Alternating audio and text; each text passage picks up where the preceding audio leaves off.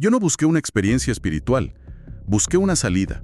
Con esa frase que es tan directa, tan cruda, arranca el material que vamos a analizar hoy. Se trata de un proyecto de libro de memorias, titulado Del Santo Daime al Santo Dolor. No era karma, era trauma. Es, el relato en primera persona de un hombre, Rubén, y todo su viaje para reinterpretar una vida que él sentía, pues, como una condena. Y el punto de partida de la historia nos sitúa en un momento de quiebre absoluto. Es el 30 de noviembre de 2025. El autor está en la cama completamente devastado después de una pelea familiar, sintiendo que tocó el fondo más profundo. Y es justo ahí, en ese instante, que una visión que lo ha perseguido por 12 largos años regresa. Pero esta vez, con una claridad totalmente nueva. Y esa es la médula de todo esto. Porque la premisa central aquí es fascinante.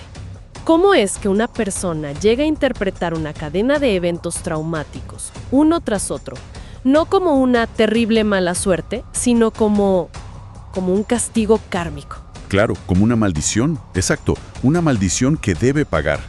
Y más importante todavía, ¿qué tiene que pasar para que esa narrativa personal, esa historia que nos contamos para sobrevivir, se quiebre y se transforme?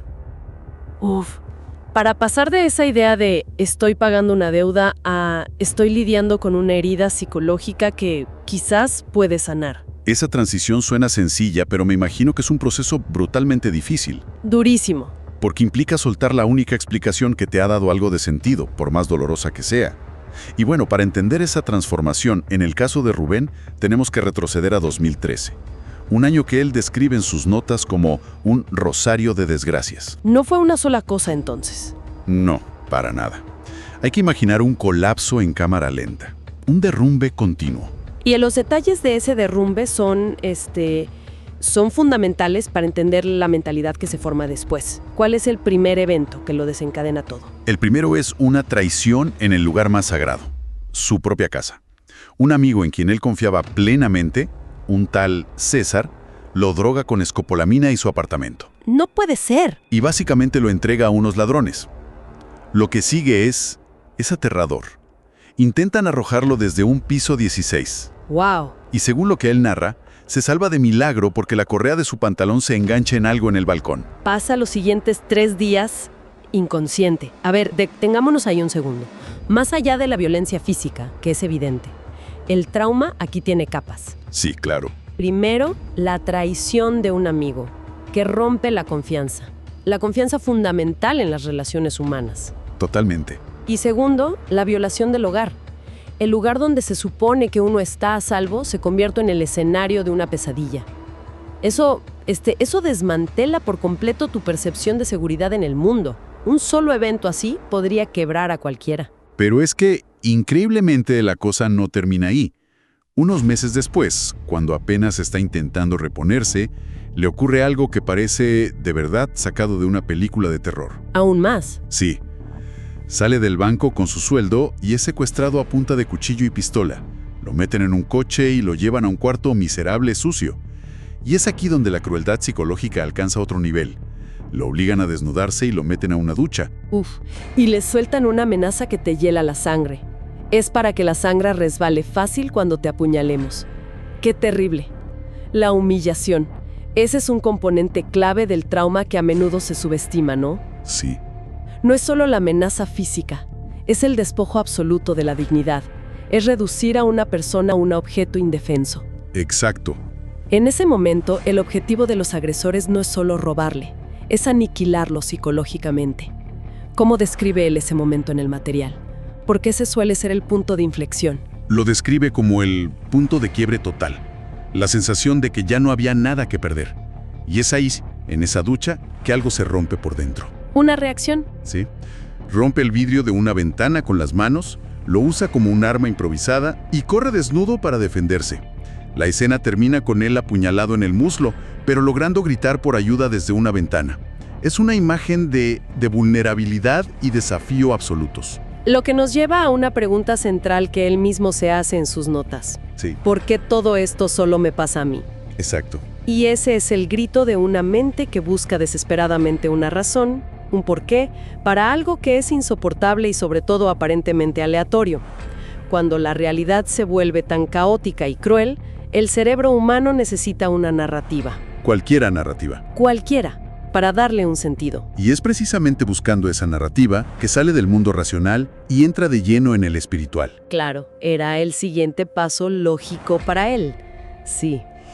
Es en ese estado de desesperación que conoce a un taita, una especie de chamán que le da la respuesta que en ese momento parece la única que puede explicar lo inexplicable. Le dice: son los demonios más poderosos tratando de acabar con tu vida. Es karma de otras vidas. Y ahí está, la explicación que, paradójicamente, trae alivio. Sí. Esto se conecta con un concepto en psicología que es la hipótesis del mundo justo. ¿Cómo es eso? Es un sesgo cognitivo que nos lleva a querer creer que el mundo es justo, ¿sabes?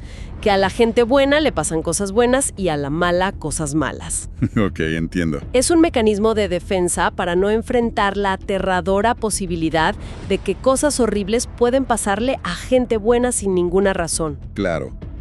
Entonces, la explicación del karma, aunque es culposa, le devuelve a su universo un orden. Él piensa: ok, no es aleatorio, estoy pagando por algo. Y se aferra a esa idea con todo lo que le queda. Se somete a una supuesta limpieza espiritual que él mismo describe como, como algo más cercano a la tortura. Uf. Lo obligan a beber 8 litros de un líquido de tabaco negro hasta vomitar sin control, quedando cubierto de suciedad en un patio. Él lo narra no como un acto sagrado, sino como una degradación más. Lo cual es una paradoja terrible, ¿no? Busca sanar una herida de humillación sometiéndose a un ritual que lo humilla todavía más. Creyendo que esa es la forma de pagar la deuda. Exacto. Es un ciclo de autocastigo disfrazado de sanación. Después de esa experiencia, llega el Santo Daime, una doctrina religiosa de origen brasileño que, utiliza la ayahuasca, una bebida psicoactiva como sacramento. Para buscar la introspección. Sí. En la primera ceremonia, para su total desesperación, no siente absolutamente nada. Cero. Esto solo aumenta su sensación de abandono. Piensa que ni siquiera las fuerzas espirituales lo quieren ayudar. Pero en la segunda ceremonia, cuando ya todos estaban yendo y él había perdido toda esperanza, justo ahí, entra en un trance profundísimo. Ahí es cuando ocurre. Y tiene la visión que va a definir su interpretación de la vida durante más de una década. Esta visión es la pieza clave, ¿no? Es el prisma a través del cual va a filtrar toda su realidad a partir de entonces. Totalmente. Y la forma en que la describe es increíble. Parece, sacada de una película de Bergman. A ver. Cuenta que todo está en blanco y negro. Se ve en un castillo, frente a una mesa de banquete larguísima. Muy solemne, casi fúnebre. Sí. Y sentados a la mesa están su madre, su esposa, sus hijos, su abuela. Toda su familia. Su círculo más íntimo. Mirándolo con un odio y un desprecio palpables, casi físicos. En la visión, él se levanta y sale a caminar por una calle empedrada que termina abruptamente en un muro. Un callejón sin salida. Una metáfora bastante directa de cómo se sentía, ¿no? Clarísimo. Y entonces su contador de esa época aparece por detrás, le pone una mano en el hombro y le pregunta: ¿tienes miedo? Uf. Él responde que sí. Y en ese instante siente una puñalada por la espalda. Otros se unen al ataque. La visión termina con él cayendo en una fosa. ¡Wow! Y mientras la tierra empieza a cubrirlo, enterrándolo vivo, lo último que ve es la torre de una iglesia a lo lejos. Y durante los siguientes 12 años, la interpretación de esa visión es completamente literal. Pero él concluye que es una regresión, un recuerdo nítido de una vida pasada. Una vida en la que fue un hombre rico, poderoso, arrogante, cruel. Y por eso su familia lo odiaba y sus socios lo traicionaron. Exacto. La conclusión a la que llega es devastadora y se convierte en su mantra. Fui rico y cruel en otra vida. Ahora merezco sufrir en esta. ¡Qué fuerte! Y esa creencia se vuelve la lente a través de la cual justifica todo lo malo que le pasa. Su pobreza, su soledad, cada fracaso, todo es parte del justo castigo que debe pagar. Ok, aquí es donde la historia da un giro de 180 grados. Regresamos al presente, a esa cama en 2025. Después de la pelea con su familia, devastado, la visión vuelve a su mente con la misma intensidad. Pero algo cambia. Sí, pero esta vez, después de 12 años de cargar con esa culpa, algo hace clic. Desde un punto de vista psicológico, ¿qué tan común es que el inconsciente nos hable así, con símbolos tan dramáticos y que tardemos tanto en entender el mensaje real? Es increíblemente común. A menudo, el inconsciente no habla con palabras, habla con imágenes, con metáforas. Claro. Y una visión como esa es un mensaje en una botella, arrojado desde las profundidades de su psique. Durante 12 años, él leyó el mensaje de forma literal, porque la narrativa del karma era la única que tenía para darle sentido a su sufrimiento. La única que encajaba. Exacto. Pero en ese momento de quiebre en 2025, con nueva información emocional y quizás agotado de tanto castigo, de repente encuentra una nueva clave para descifrar el código. Empieza a ver la visión no como un recuerdo, sino como lo que realmente era, un espejo simbólico de esta vida. Y ahí es cuando empieza a desglosar los símbolos uno por uno. Se da cuenta de que la familia que lo despreciaba en la visión en blanco y negro No era de otra vida. no era de otra vida. Era un símbolo potentísimo de la falta de afecto y la sensación de rechazo que había sentido por parte de su propia familia. Exactamente.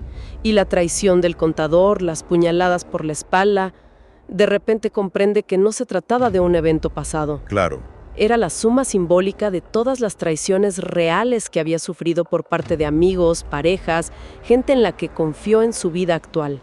Cada puñalada era un trauma real. y la imagen final, la más terrible. La fosa en la que lo entierran vivo. Se da cuenta de que no era una tumba antigua. Era su depresión. Era una metáfora perfecta y dolorosa de su propia depresión. Y la tierra que caía encima era el peso de la vergüenza, la culpa y el silencio que había cargado durante años. Lo que nos lleva al momento de la revelación, a la frase que lo cambia todo y le da título al libro. Sí, en esa cama, 12 años después, llega a la conclusión que reescribe su historia personal completa. No era karma, era trauma. Uf, es una frase que tiene un peso enorme. Es que es un cambio radical de identidad. Pasar de la palabra karma a la palabra trauma es pasar de ser un culpable que merece un castigo eterno a ser una víctima que ha sido herida y que por lo tanto ¿Necesita sanar? necesita y merece sanar. Es un acto de recuperar la agencia sobre la propia historia. Ya no es un peón del destino, es un sobreviviente de su biografía. Claro. Y esto no es exclusivo de experiencias tan extremas. Pensemos en cuántas personas interpretan una mala racha económica o una serie de relaciones fallidas como mala suerte o destino, en lugar de analizar patrones o heridas no resueltas. El mecanismo es el mismo. Es el mismo. Se cede el poder a una fuerza externa en lugar de buscarlo dentro. Y algo que me parece clave de las notas del proyecto es que el libro no termina con una cura milagrosa, ni un final de película de Hollywood. No sería poco creíble. Termina con algo mucho más realista y honesto, el inicio de un proceso de sanación. La meta ya no es limpiar una mancha espiritual o pagar una deuda kármica. La meta ahora es mucho más humana y terrenal. ¿Qué es? Abrazar a ese hombre herido y contar su verdad como un acto de justicia hacia sí mismo. Que es en esencia el objetivo de muchas terapias, ¿no? Contar la propia historia, pero esta vez desde un lugar de comprensión y no de juicio. Ponerle palabras al caos para poder ordenarlo. El simple acto de narrar es terapéutico. De hecho, el material cierra con una de las metáforas más potentes que he leído. Él escribe: "Me enterraron muchas veces en vida. Hoy, al contar esto, soy yo quien empiezo a sacar la tierra de encima de mi propio corazón". ¡Wow! Es una imagen de autorrescate, de tomar la pala con sus propias manos. Totalmente. Lo que nos deja una reflexión final muy poderosa, me parece. ¿Qué historias nos contamos para explicar nuestro dolor?